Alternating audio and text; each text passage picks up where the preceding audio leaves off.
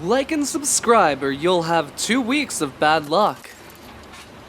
Technology is a big part of our lives, but did you know that there have been tech devices that have failed? Hello, my name is Blake, and these are the top 10 tech flops.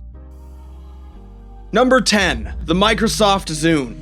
Microsoft's answer to the iPod, the Zune, launched in 2006 and survived through 4 different generations, each progressively worse than the last. By 2009, when the Zune HD16 released, Microsoft had reported that Zune sales had dropped more than 50%, spelling a grave future. With Apple's MP3 player already dominating the market, the Zune was destined to fail from the get-go, as it offered no real benefit other than the sleek and familiar iPod. According to Microsoft's former leader of home entertainment and mobile business, Robbie Bach, the Zune's marketing failed to captivate the larger audience it needed.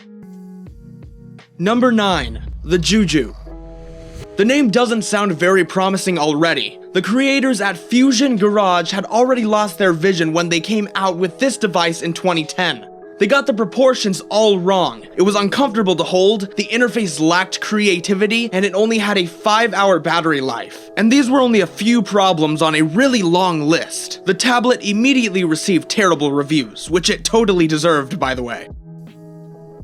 Number 8, the Sinclair C5 in 1985. Sinclair vehicles decided to market this as a one-person, electrically assisted pedal cycle, which looked like what people thought the future would look like 60 years ago. We all thought we advanced way past that view. While it had good intentions as a pollution-free alternative to cars and bikes, it lacked proper driving controls and weather durability, making it a pretty cheap quality. Number 7, Google Nexus Q.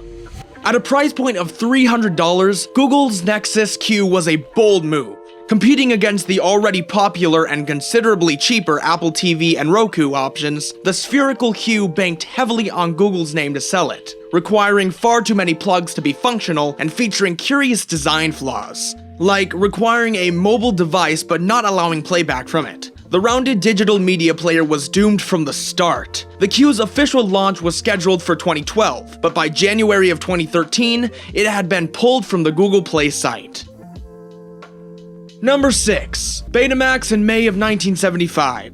Sony released the first consumer-level video cassette and dubbed it BetaMax. A year later, JVC introduced the VHS, a similar product that, despite flaws, became the common household format. The BetaMax had everything Sony thought the public could want: the ability to record, smooth mechanics, and better picture and sound, but it was not without glaring issues. The players themselves were considerably heavier, leading to higher production costs, and the tapes could only play for an hour, compared to VHS's 2-hour compatibility. The final nail in the coffin was Sony's failure to secure a place in the rental market before VHS did.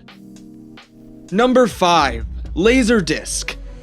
Initially released alongside VHS tapes, LaserDisc had a clear edge over the cassettes. Though much larger, they were initially cheaper and offered more options and better clarity, but still struggled to make any headway. The introduction of DVDs in the mid-90s dug the final grave for LaserDisc. Despite some advantages over the smaller disc format like frame-specific searching and lack of user prohibitions, the LaserDisc only allowed for 30 to 60 minutes of playback per side, and by the 1980s, each disc cost upwards of the equivalent of $80 today. Number 4, the Hoverboard.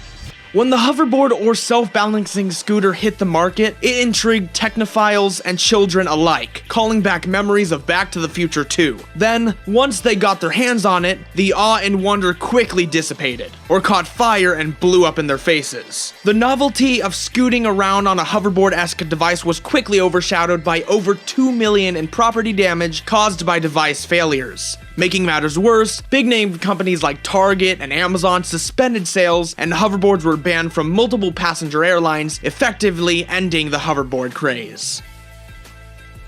Number 3, G4Q.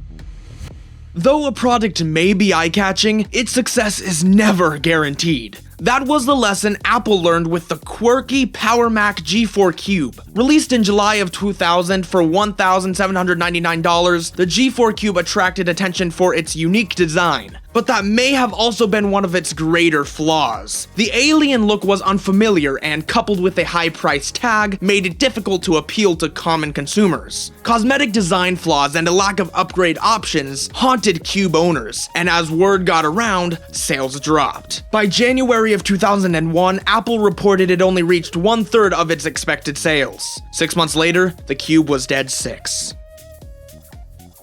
Number 2. HD DVD. Almost 30 years after Betamax and VHS squared off in their own format wars, Sony and Toshiba were locked in a war between Blu-ray and HD DVD. Rumors of the porn industry playing a large role in the downfall of the Toshiba-developed format spread quickly, but there was more to it. Working in Blu-ray's favor was integration into Sony's PS3 console compared to the Xbox 360's optional, minimally supported HD DVD add-on, and a vast difference in studio support. Backing Blu-ray's 50GB capacity were most studios sans Universal and Warner Bros. But even Warner eventually dropped HD DVD support, serving a fatal blow to the format. Number 1. Windows Vista. When Microsoft released Windows Vista in 2007, it spread a plague across home computers everywhere. The widely hated operating system was meant to improve upon Windows XP, but only alienated users. Slower, clunkier, and incredibly inefficient, Vista hogged RAM, put a strain on hard drives, and had a shocking lack of driver support from third parties. Where XP was user-friendly, Vista became a nightmare for casual operators. And as the user account control prompts started piling up, the hatred continued to grow. Despite notable sales and downloads, Vista is often regarded as one of the worst operating systems.